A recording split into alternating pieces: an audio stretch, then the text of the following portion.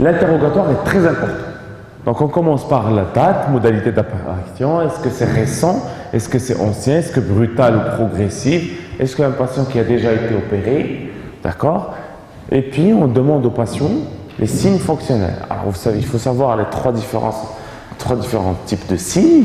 Il y a les signes fonctionnels, c'est les signes que le patient rapporte, les signes physiques que le médecin cherche, et les signes généraux, c'est l'examen général, cherche la fièvre, tachycardie, c'est ce qu'on appelle les constantes hémodynamiques des patients.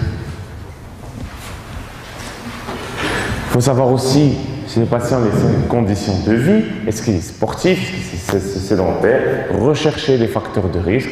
Si un patient qui est constipé et il a une hernie, il faut traiter la constipation, parce que si on traite l'hernie avant la constipation, le patient il va rester constipé, donc il va refaire l'hernie de l'autre côté ou bien récidiver l'hernie du même côté.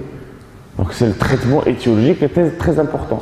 Les hommes, le problème en fait des facteurs favorisants, on va les voir. Les principaux, c'est la constipation et le deuxièmement c'est la dysurie, c'est les hommes âgés, d'accord, avec l'augmentation de la taille de la prostate chez l'homme, elle va donner ce qu'on appelle la dysurie, c'est la difficulté d'uriner. Donc l'examen physique, comment examiner ce malade? Il faut l'examiner debout, d'accord, puis couché, avec des efforts de tout. Donc, le malade est debout devant le médecin, on se met sur son côté droit, on demande au patient de tousser pour augmenter la pression intra-abdominale et puis, dès l'inspection des fois, on peut voir l'hernie. Donc la palpation est très importante. D'accord? Il faut voir la tuméfaction qui doit être impulsive à la toux, c'est-à-dire quand on demande au patient de tousser, ça sort. D'accord? Et puis en tenant l'hernie, on peut la faire réintroduire dans l'abdomen, c'est ce qu'on appelle une hernie qui est réductible et que le terme est très important. Et puis bien sûr, on trace la ligne de Malguen. La ligne de Malguen, c'est la ligne entre le pubis et l'épine iliaque supérieure. D'accord? On trace tout ce qui est au-dessus, si l'orifice est au-dessus, c'est une hernie inguinale, si l'orifice est au-dessous, c'est une hernie crurale. D'accord? Donc en général, le reste de l'examen est normal dans la majorité des cas, mais il faut, chez tous les patients, il faut palper systématiquement ces orifices parce que des fois, l'orifice crural est petit, il y a une petite hernie, des fois c'est difficile de la chercher, de la voir, donc il faut la chercher, d'accord? Et il y a un risque d'étranglement chez ces patients. Donc le toucher rectal aussi reste systématique pour rechercher l'un des facteurs favorisants, surtout s'il y a un problème prostatique. Alors, il ne faut demander aucun examen paraclinique pour confirmer l'hernie. J'ai encore quelques échographies qui me parlent d'hernie inguinale. Je ne sais pas s'ils sont demandés par des médecins. C'est un examen qui est coûteux, ça coûte 350 dirhams et qui ne sert à rien. Donc ne demandez plus et jamais d'échographie pour faire le diagnostic d'une hernie. Le diagnostic, il est clinique. D'accord? Regardez, des fois, on peut demander un scanner pour autre chose et on peut trouver des hernies, d'accord? Mais surtout, ne jamais demander de scanner. Regardez ici. On voit ici l'hernie qui contient les anses intestinales. Alors, pour les formes étiologiques, il y a l'hernie congénitale. Elle est toujours oblique externe. D'accord? Donc, l'hernie de l'enfant, nourrissant, elle est toujours oblique externe, donc elle est souvent associée à des malformations qu'il faut chercher, soit l'hydrocèle, soit le kyste du cordon. L'hernie acquise, c'est l'hernie de faiblesse, c'est l'hernie qui sont dues à une constipation ou dues à une dysurie, donc surtout l'homme âgé. Et pour voir un peu les facteurs favorisants, regardez, c'est l'âge, la sédentarité, l'obésité, l'amaigrissement brutal, d'accord, et l'hyperpression abdominale c'est les patients qui toussent beaucoup, les bronchopneumopathes, d'accord, la dysurie et la grossesse, bien sûr, l'acide, l'examen physique. C'est-à-dire tout ce qui augmente la pression intra-abdominale. Alors, vous avez certainement vu des femmes enceintes, ils ont des petites hernies ombilicales qui disparaissent après l'accouchement. Il ne faut surtout pas les opérer. C'est pour cela que l'interrogatoire est important. Donc, pour les hernies de l'adulte, c'est surtout des hernies obliques externes. D'accord, elles sont plus fréquentes. Donc, le trajet du cordon, il sort de l'abdomen et ça suit en fait le trajet du cordon spermatique, c'est-à-dire elle va dans les testicules. Et puis, les étiologies, c'est une grande partie des pathologies qui s'est acquise, c'est-à-dire qu'il y a une cause d'effort. D'accord, ça développe vers les bourses chez l'homme et vers les grandes lèvres chez la femme. Donc, cliniquement, les hernies obliques externes, on fait la différence entre hernie oblique externe et oblique direct, hernie directe, c'est-à-dire indirecte et directe. Alors, tout ce qui est indirect, rappelez-vous bien, c'est tout ce qui est en dehors des vaisseaux épigastriques. Et ça, c'est le repère qui est chirurgical, qui n'a aucun intérêt pour le diagnostic, mais pour les chirurgiens, c'est important. Donc, il faut faire la différence. Donc, tout ce qui est direct, c'est en dedans des vaisseaux épigastriques. Tout ce qui est indirect, c'est en dehors des vaisseaux épigastriques. Regardez ici un peu les photos. On voit ici le cordon spermatique, d'accord, et ici l'hernie qui est en dehors des vaisseaux épigastriques. Et ici, on ouvre le sac pour voir le contenu. Et regardez ici, c'est l'épiplan, d'accord. Ici, c'est le côlon à l'intérieur de l'hernie.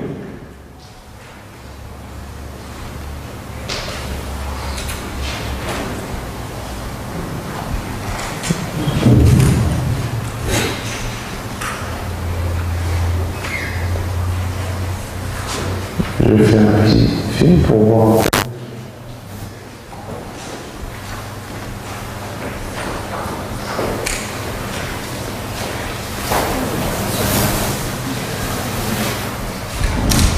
Voilà. Regardez, quand on ouvre, à l'intérieur du sac, regardez, vous voyez le sac? Et là, à l'intérieur, c'est le côlon qu'on réintègre pour faire la cure chirurgicale. Alors, regardez, c'est le côlon, d'accord? Le côlon à l'intérieur du sac. Vous voyez bien? Et regardez, quand on réintroduit, on voit le sac. D'accord?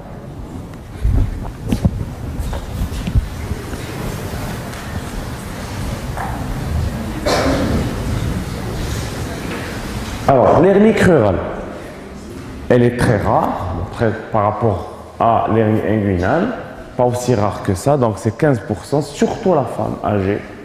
D'accord? C'est une petite hernie qui est au-dessous de la ligne de Malguen. Alors, la différence entre hernie crurale et inguinale est importante. Donc, faire un tableau et faire la différence parce que c'est là où il y a le plus de confusion. Donc, le trajet, c'est en dedans des vaisseaux fémoraux. Donc la taille sont petites, donc il y a un grand risque d'étranglement. Cliniquement, c'est une tuméfaction qui est à la partie supérieure interne du triangle de Scarpa qu'on recherche dans le triangle, qu'on recherche par décubitus dorsal. Regardez ici, la ligne de Malguen est là, et l'hernie elle est en bas, et il y a toujours un risque d'étranglement chez cette patiente. Regardez. Il y a une anse qui est nécrosée déjà. D'accord? Regardez la différence entre une hernie fémorale, la ligne de Malguen, en haut. Voilà, l'hernie inguinale se situe ici, et l'hernie crurale, c'est vraiment en bas. Regardez. Alors, qu'est-ce qu'elle peut contenir? Ben, tout. Surtout l'épiplan et le grêle, dans la majorité des cas. Des fois, c'est le côlon, des fois, c'est l'appendice, des fois, c'est la vessie. D'accord? Et des fois, c'est les annexes chez la femme. Et chez les patients cirrhotiques, et il peut contenir de l'acide. Alors, il faut faire la différence entre une hernie étranglée et une hernie engouée. Alors l'engouement, c'est le début de l'étranglement. Donc le patient n'a pas encore étranglé, mais l'hernie, elle devient un peu difficile à réduire. Donc le patient, il réduit son hernie tout seul, en général. Et le long, par exemple, un jour de beau matin, il n'arrive pas, ça devient un peu difficile de la réduire. Alors ce patient, ça s'appelle une semi-urgence, c'est-à-dire qu'il faut l'opérer dans la semaine qui suit, pas le jour même, mais il faut le programmer rapidement parce qu'il y a un grand risque d'étranglement. D'accord? Alors c'est une indication formelle, rapide, mais sans urgence. Alors, la forme la plus grave, c'est l'hernie étranglée, comme l'observation qu'on a montrée. Donc, c'est une complication grave. Donc, il y a un risque d'étranglement accru si l'hernie est crurale et s'il y a un grand sac hernière avec un collet étroit. Alors, c'est une douleur qui est vive, d'installation brutale, continue, pénible. Le patient peut vomir, c'est-à-dire on peut avoir un syndrome occlusif, vomissement, arrêt des matières et des gaz. Signes généraux, le patient peut faire une fièvre, peut être tachycarde et il peut montrer des signes de déshydratation. Donc l'examen trouve une hernie qui est irréductible, douloureuse et non impulsive à la taux. D'accord. Et puis l'abdomen, il peut être météorisé, c'est-à-dire que le patient il commence à distendre le grêle qui est en amont de l'obstacle, ça s'appelle l'occlusion, donc un météorisme abdominal. Donc ça peut se manifester par une occlusion intestinale. Donc devant toute occlusion intestinale, il faut palper les orifices herniaires. Alors quand c'est le côlon qui est à l'intérieur, il y a un risque aussi de nécrose colique, parce que la vascularisation du côlon, elle est plus grêle que la vascularisation de l'intestin grêle. Donc il y a une souffrance il faut faire attention à la souffrance colique qui peut donner une nécrose colique. Et la nécrose colique, la perforation colique, c'est ce qu'on appelle une péritonite stercorale, c'est-à-dire il y a des matières fécales dans l'abdomen et c'est mortel. Donc, on peut faire des diagnostics différentiels aussi avec l'hydrocèle quand il y a une grosse bourse chez l'enfant, par exemple. Varicocèle, c'est-à-dire des varices de veines scrotales. Et devant l'hernie crurale, c'est surtout l'adénopathie crurale, l'anévrisme fémoral et la phlébite de la crosse. Ça, il faut faire attention. Donc, dans certains cas, on peut être amené à demander une échographie pour voir si ce n'est pas une veine, parce que la crosse de la saphène, elle se jette au niveau de la veine fémorale. Et la veine fémorale, c'est au niveau du canal de l'orifice crural. C'est-à-dire il y a un gonflement au niveau de l'orifice crural qui n'est pas dû à une hernie, mais qui est dû à la crosse de la saphène, une phlébite de la crosse de la saphène qui se gonfle, elle devient douloureuse, donc on n'arrive pas à la toucher, et c'est pour cela que on peut avoir une diagnostic différentielle. Donc certains cas, et c'est pas l'échographie, c'est l'échographie, ce qu'on appelle l'écho Doppler veineuse.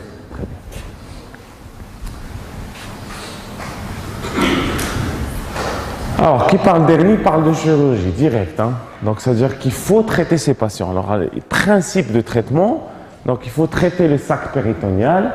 Donc, on dissèque le sac, on le réintroduit dans l'abdomen, on ferme le sac, et puis il reste quand même une zone de faiblesse qu'il faut recouvrir. Donc, c'est soit on va la recouvrir par la suture entre les muscles, c'est ce qu'on appelle l'herniographie, c'est la graphie, d'accord? Ou bien, vu que les muscles, la suture entre les muscles n'est jamais bien étanche, c'est-à-dire est solide, donc des fois on est obligé à mettre ce qu'on appelle une plaque, d'accord? C'est un tissu qui est en polypropylène, on le met entre les muscles pour solidifier cette région. Donc réparation musculaire, c'est l'herniographie, et les renforcements prothétiques, c'est les hernioplasties. Alors un peu le principe, regardez, la suture entre les muscles, c'est entre l'arcade crurale et le tendon conjoint. Et puis, l'autre, c'est autour du cordon, on met une plaque. D'accord? C'est l'hernioplastie. Alors, pour voir la différence entre les résultats, il faut savoir que quand on met une plaque, c'est un corps étranger, donc il y a un risque qui est infectieux. Certes, il est minime, mais la plaque, elle rend la partie solide et il y a moins de récidives. Parce que principale complication à long terme des hernies, c'est la récidive. Et avec la plaque, le risque de récidive, il a nettement chuté. C'est pour cela que nous, les chirurgiens, on préfère de mettre une plaque, alors le maximum de fois possible chez les patients. Parce que le risque de récidive est très faible. Alors pour l'hernie étranglée, et ça c'est une urgence, c'est-à-dire le patient, on ne va pas le traiter en consultation, c'est une urgence, on l'hospitalise et on l'opère dans l'heure qui suit. D'accord? Alors si on va ouvrir le sac, il va y avoir du matériel qui est étranglé. Donc si les os sont noirs, il faut les réséquer, il faut les enlever et faire une anastomose, ce qu'on appelle un rétablissement de continuité. Et si les os sont viables, on doit les réintégrer. Alors pour l'hernie ombilicale, elle constitue 6% de l'ensemble des hernies, surtout chez la femme enceinte. Chez l'enfant aussi, il ne faut surtout pas les toucher parce que dès les 3 premières années, presque tous les enfants ils ont un petit orifice par la chute du cordon ombilical, donc il ne faut pas les toucher. C'est surtout, on n'opère que les grosses hernies chez l'enfant, plus de 5 cm et à partir de l'âge de 5 ans. Donc chez l'adulte, c'est une hernie acquise qui se surviennent dans des zones de faiblesse. C'est un terrain qui est obèse, cirrhotique, patients âgés, les femmes. Cliniquement, c'est une tuméfaction au niveau inguinal qui est réductible, indolore et impulsive à la toux. D'accord? Et elle peut s'étrangler aussi, donc il y a une indication chirurgicale formelle. Alors, si on revient à notre patient, alors quel diagnostic vous évoquez?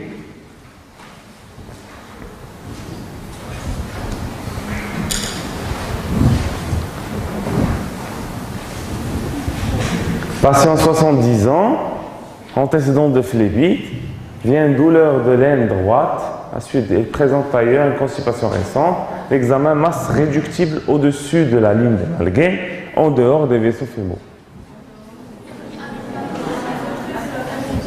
Oui? C'est une hernie inguinale. Mais il faut être précis maintenant, on vient de voir le cours. Hein.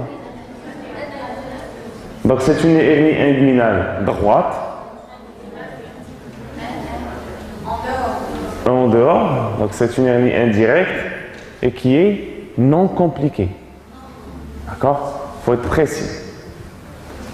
Alors pourquoi? Donc il faut les justifier. Les facteurs favorisants chez ce patient, il y a l'âge. Quoi d'autre? Constipation, très bien. Et bien sûr, elle n'est pas crurale parce qu'elle est située au-dessus. Très bien. Donc, quels sont les examens cliniques d'un étranglement herniaire? L'hernie devient irréductible, douloureuse, non impulsive à la toux. Ça, c'est très important. Alors, est-ce qu'il faut opérer ce patient? Oui, en l'absence de contre-indication, bien sûr. Alors, indication parce que l'hernie est symptomatique. D'accord? Et il y a un risque d'étranglement. Mais chez ce patient, il y a une particularité, il a une phlébite, donc il ne faut pas oublier les anticoagulants. D'accord? Alors, est-ce que vous avez des questions?